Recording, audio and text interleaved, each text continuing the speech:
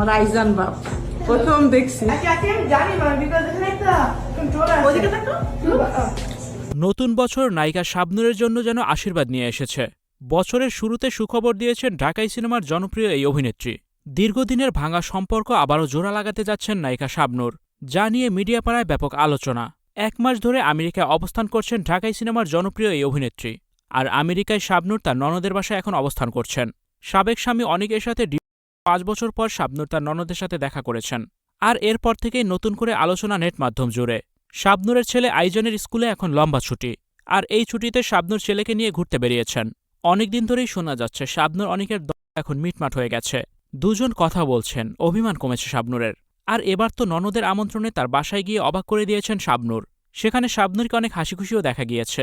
শাবনূর আবার অনিকের সংসারে ফিরবে, তারই যেন আভাস দিচ্ছে এই ভিডিওগুলো।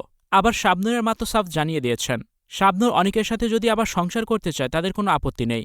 শাবনূর আবার সংসারী হলেই তারা খুশি, আর কিছুই তাদের চাওয়ার নেই।